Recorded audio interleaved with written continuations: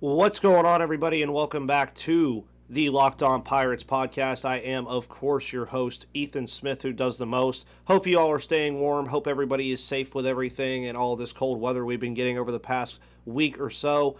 But at the end of the day, the Locked On Pirates podcast will still be here for you 3 times a week during the off season. And of course, the biggest story of the off season, as of, more often recently, has been the CBA negotiations between the players and the coaches. The players are slated to receive a counteroffer or to post a counteroffer to the owners this upcoming Monday. So me and of course Adam Bittner, who is joins us every Friday, will get into that. How crucial is this meeting on Monday? And if it does not go well, does the possibility of missing games only grow bigger? And also, are Nashville and Montreal good expansion cities or relocation cities for Major League Baseball? That is all of the stuff we are going to be getting into today. Thank you for making the Locked On Pirates podcast your first listen of the day every single day on the Locked On Podcast Network. You can follow on YouTube, Spotify, Odyssey, Google Play, and of course Apple Podcasts. And at the end of the day, I appreciate all of you for doing that and making sure that you come in and tune in, even right now when there's not a lot of baseball talk going on, but we are still here, still cranking it out.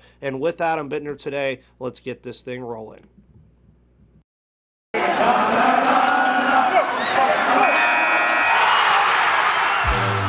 You are Locked On Pirates, your daily Pittsburgh Pirates podcast.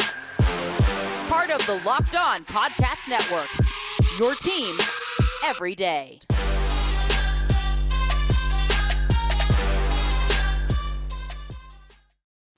And as you all know, when the music finishes, we always see Adam on Fridays. Adam, how are you today, sir?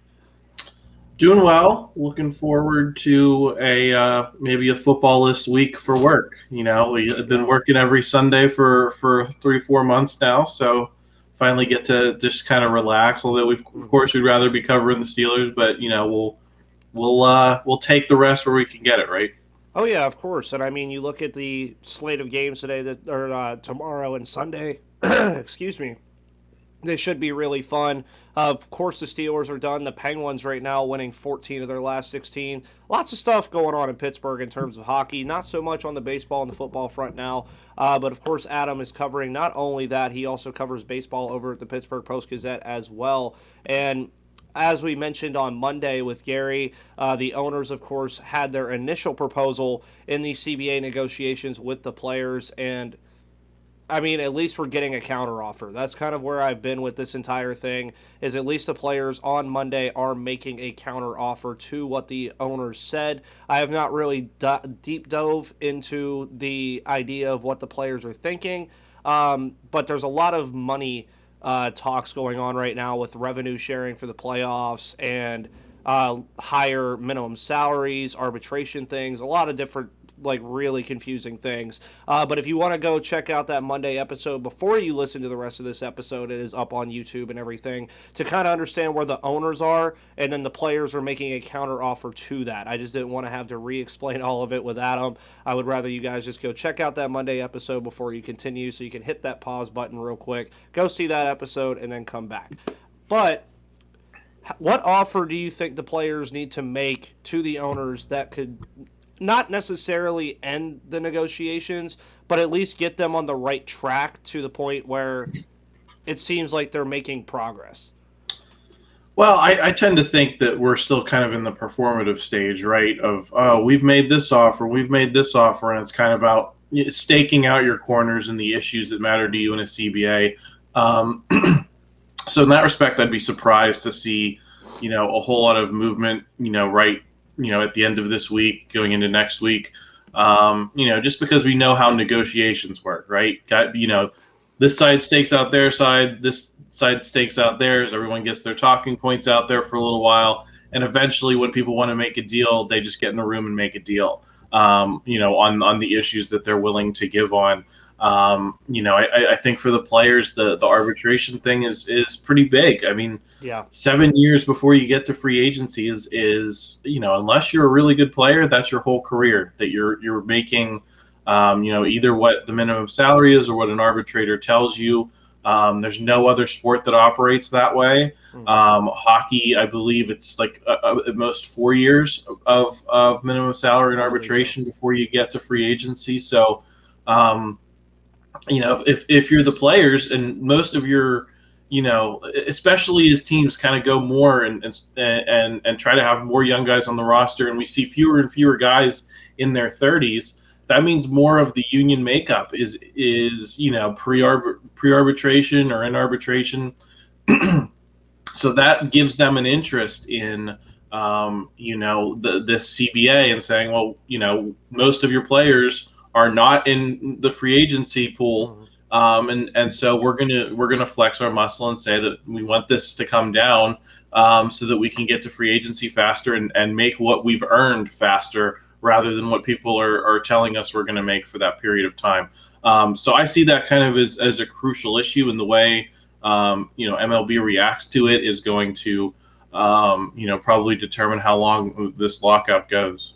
Yeah, and I mean, the thing that I actually had a late night conversation about this yesterday with some other people, and they were basically asking me, they said, what is really happening and how is this going to move forward?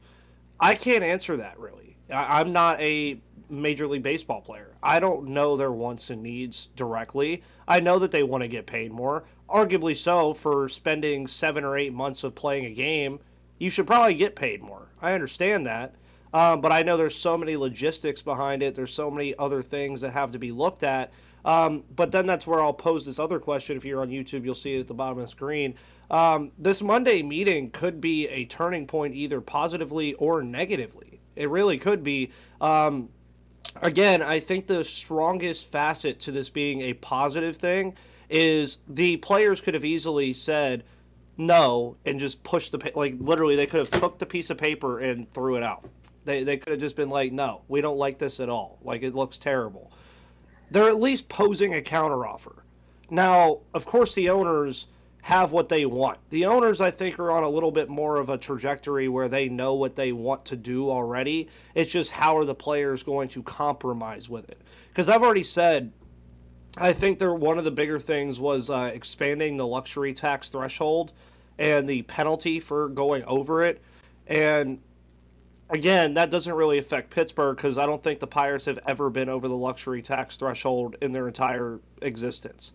And I mean, that affects the Dodgers and it affects revenue sharing. It affects the Yankees. But do the players really care that much about that? That's one of those things where it's one of those points in the CBA negotiations where at some point, the players are just going to be like, this is useless to us, whatever. But the revenue sharing in terms of postseason baseball, especially if you get a universal play or an expanded playoff, universal DH, all these other things that the players want, I think that's when you're really going to start seeing the actual negotiations, because I think I researched this. I think players in the playoffs in Major League Baseball get 22% of the revenue sharing. Meanwhile, in the NFL, they get 45%. So seeing that number from 22 go up to probably, I'd say 30, 35 would go a very long way for the players to say, okay, well, if I'm in the middle of a playoff run or we're 5 games back, I'm going to bust my tail to try to get to the playoffs because that's more money for me, not for the owners. That's more money for me because the owners are going to make their money regardless if you make the playoffs or not. But if you make the playoffs and you get a share of some of that stuff, you're making more money. And that's really where I am on the standpoint of all the CBA stuff. I just want the game to improve rule change-wise and also for players to get the kind of right pay that they deserve, if that makes sense. Like you mentioned, I mean, I'm 23 years old. Imagine, I get into Major League Baseball at 23 years old. I would not hit free agency until I was 30. By then, I'm already maybe past the prime of my career, and then I'm just now about to go, to a new team. So, Adam, you bring up great points with that, but I'll also ask you as well, if this Monday meeting doesn't go well, how likely is it that we miss games, or are we already missing games already? Well, like I said, I still think that this is mostly, theater. It's for the public. It's for the sides to kind of make their case. I would say on the luxury tax threshold, I do think that's a bigger ball of wax just because, it's not just about individual teams. it acts as a salary cap. We say we don't have a salary cap in baseball, but the teams treat it as a salary cap because teams don't want to exceed the luxury tax threshold and start paying tax, above a certain level. And that tax threshold has only moved. I think I did this research recently. It's only moved about 14% in the last decade plus, pretty much since 2010. And in that same period of time, all of the franchise valuations on Forbes have gone up 2.5 times, minimum for the big franchises. And then the small franchises like the Pirates have gone up 300-400%. So that means the teams have a lot more money and they're not putting it into payroll. So that is a way for the players to get more revenue, is to say, please push this number north because we want to get more of that. And, I think the other thing is if you have more revenue sharing, theoretically, it should force the smaller franchises to spend more as well. And I think that's a big frustration for the players too, is that you have teams like the Pirates, you have teams like the Marlins. We've seen various teams over the years, basically underpay or not compete in the labor market, which just depresses the salaries of everyone. If you have fewer teams competing for talent, people are going to make less money. So it's more about these more abstract and higher levels of macroeconomics that we're dealing with here. It's not so much about individual teams. It's about, what does the landscape look like? And in that way, that's why I think the luxury tax is an important place for the players to fight, because they're not keeping up with the price of inflation here. Compared to what the franchises are reaping, and they feel like they're getting screwed. And I think that there's reason to believe that they are. Yeah, and I mean, at the end of the day, too, of course, I will be covering this throughout the weekend and looking through everything that goes on. Heading into Monday as well with Gary, we will get into it a lot more. And then on the more fun side of things, we'll get to a thing fun real quick right when we come back. And welcome back, of course. If you're on YouTube, you just saw that fun transition. If you're on audio, probably heard a wonderful ad from one of our sponsors. There's a random report that came out yesterday or the day before about MLB expansion and relocation, saying that Montreal and Nashville were their kind of top two areas. And I mentioned before we started recording that I would love to see a baseball team in Vegas, just because at this point, I mean, Vegas is just building an entire pro sports empire of sorts, especially with the idea that the Oakland A's may be moving. I know the Rays' idea of doing split city thing got shut down as well, which thank God it did, because I thought that would have been a mess. Is expansion good for baseball right now? Just basically with the state of how many teams you have competing versus not competing. And Nashville and Montreal, how do you feel about those being potential expansion and relocation cities? I guess I'll start with the first question. Is it good for baseball? And that depends upon how you define what's good for baseball. If you're getting a city to pay, a $500 million expansion tax and everyone's getting in on that money, then absolutely. It's probably a good thing for baseball because you're distributing money more widely. Is it a good thing for the product? I don't know. I think we have a lot of teams with a lot of bad players at the end of their rosters. I think about, look at the Pirates. They're fielding pretty much a whole team of guys who are, fringe major leaguers at best. And they're not the only ones doing it. Look down in Baltimore. And so then you look at the roster expansion that we've undergone since COVID, where teams are carrying more players. So those rosters have already expanded. We've already diluted the talent pool just a little bit more. If you add another 2 players, if you add another 50 big league players to this pool, what's that look like? I think there would be a good argument to be made that, well, if you're pulling in that revenue, whatever dilution you get is worth it. But, so I guess it depends upon your perspective in that regard. As far as those cities, we've seen Montreal kind of lusting for a team since they lost the Expos. Canadian stadium deals and all of that are complicated because they have, a more dim view than most American cities in terms of spending public money on stadiums. So I'd be curious to see if that actually gets over the finish line. Nashville, great town. I think if you put something down there close to Broadway, people would flock to it. They're already one of the more renowned AAA cities. They've always drawn well. I had a friend who worked down there, so I think Nashville makes sense. In terms of Vegas, I think it might be tough. Because there's already 2 leagues in that market now. It's not the biggest market in the world, and I think the success of the Golden Knights really would raise the bar on what fans there would be expecting from an MLB team. And so, can you have an MLB team come in and immediately compete like that? Probably not. No matter how you handle an expansion franchise. And then the other thing is, I think the Raiders succeed in Vegas because they have a lot of fans. In all parts of California. I remember I lived in Orange County for a period of time. There were a ton of Raiders fans even there, and they hadn't played in LA for years. And so Vegas is kind of a perfect place for all the Southern California and Northern California fans to drive 2 and 5 hours, make a weekend of going to the game. So I think that's a dynamic that I'm not sure MLB could replicate. Even if it was a relocation destination for Oakland, right? Our Oakland A's fans who barely go to the stadium in Oakland, are they going to start traveling to Vegas to see the team? Probably not. Just because there's so many dates and it's so different from football. So I think Vegas is becoming a great sports town, but I don't know if now is the time for that city yet. Yeah, and I mean, you brought up the same dynamic with Vegas, though. Like, if you bring an MLB team to Nashville, people can make an entire weekend out of that. Like you mentioned, Broadway. I've been to Nashville before, so I know the ins and outs of that city a little bit. Nashville treats their teams very well too. I mean, you look at the Nashville Predators; they've always been a very competitive team. They always sell out that Bridgestone Arena.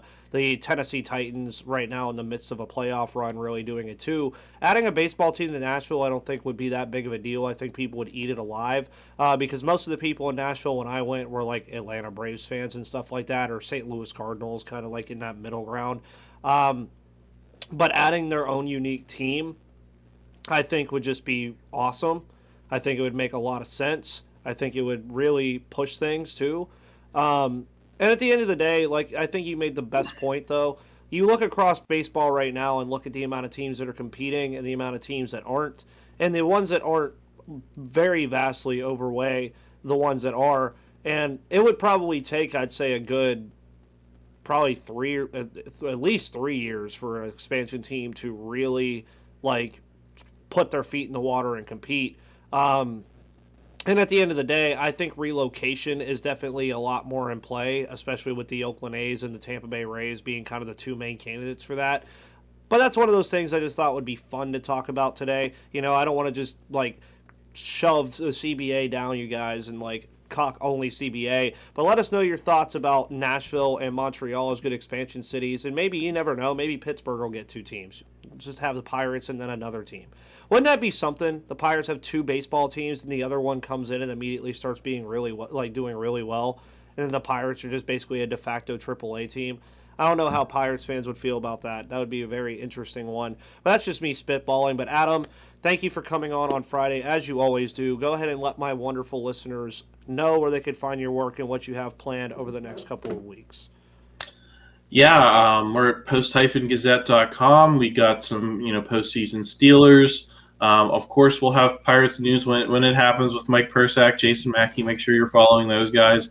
I'm going to be getting into some Penn State stuff this week. I, had about a 15-minute chat with basketball coach Micah Shrewsbury this past week, and I'm going to be writing that up on Monday. So keep an eye out for that, and we'll get into some position, postseason breakdowns with the Nittany Lions soon. So that's going to be kind of my focus in the next week. So make sure you're subscribed. Post-gazette.com helps us do the journalism we love to do.